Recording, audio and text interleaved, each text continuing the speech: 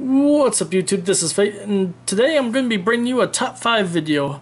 In today's topic, I'm going to be showing you the top 5 decks I hate to face. Now this doesn't necessarily have to be meta builds. These can also be annoying builds that kind of detract from some of the fun that I have with the game, and for some of the other things that I just hate facing. So without further ado, let's get to number 5 on the list. And for number 5, we've got Necros. First reason, Jinlock is a pain, and it is a thing. I just don't like the non-ability to special summon, especially if I hire up builds. Considering how special summon is a huge part of the game today, when they put protection around it, it's just... that's no fun. Plus they have so much search power to deal with, hyper consistent per the last ban list that I'm recording this on.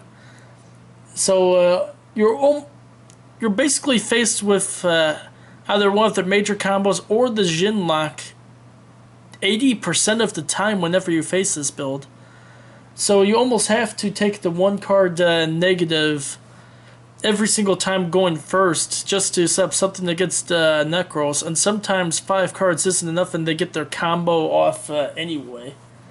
And not to mention the Trishula knocking out your graveyard, Valkyrie stopping direct attacks, Unicorn wiping out or just messing with your extra deck monsters. That's just really annoying to deal with. However, if you are able to set up the boards to stop the Jinlock and or stop its initial combo, the deck is typically to deal with. So cards like Mistake or Vanity's Emptiness do put a very nice stunt against this build. But it is not one of the more annoying builds to face, which is why it's only number 5 and not higher up. Number 4 is Clefs, and there's just something about a build and search power that you hate to face against it. Surprisingly, this is the top of the heavier searcher builds that I really hate facing, and this is only number 4 on the list. Other reasons why I hate facing this is its natural ability to use tons of floodgates in the game, where it's lose 1 turn, skill drain, Sacliate, Vanity's Emptiness, just so much out there that they can use and not get hurt by their own effects. It's annoying. Not to mention Towers is an insane pain to get over. There are very few monsters that can just attack over it, or very few ways to deal with it once it hits the field. And the fact that you either have to OTK them or be OTK'd right off the bat puts a lot more pressure for you to really try to use those heavier combos right off the bat. Doesn't leave you time to prepare for the later plays. And this goes right into the floodgates, because they can also open up with 2 or 3 floodgates per game to slow you down and not be slowed down themselves. However, another reason why they're still low on the list is because Clefs Scout especially pays life points constantly to get all of their search plays active. And the simple cards like MST, Twister, and all that, if you can hit them at key times against Clefs Scout in that, they are really easy to deal with. But, like I said, this is only number 4 on the list. And number 3, now we get into some of those more cringeworthy builds, Chain Burn. Where do I start with this build? It's hard to stop once it gets going.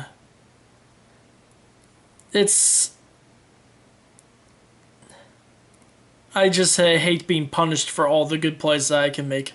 Especially when it comes to just desserts, chain this, chain that, chain strike, and you get chained to the ground and chained out of existence.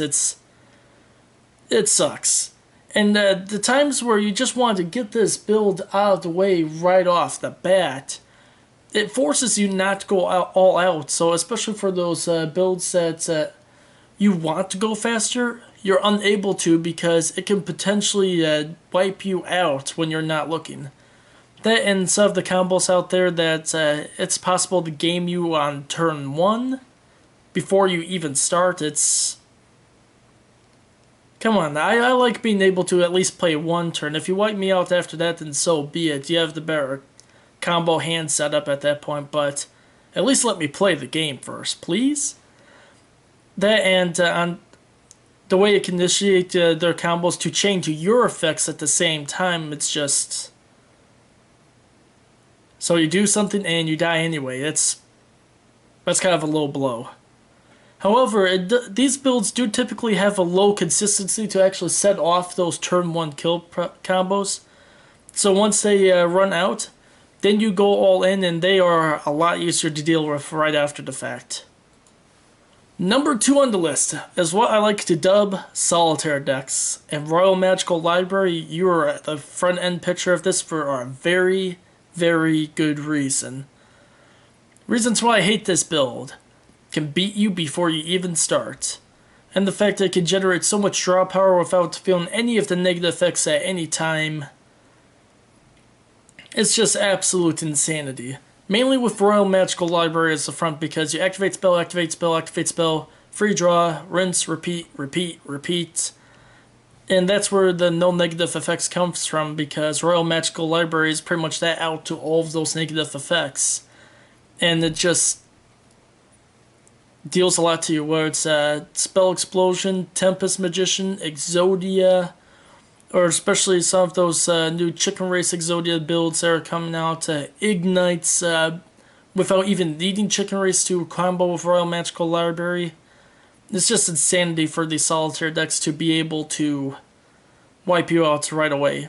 And the fact that it takes forever before your turn even starts, if ever.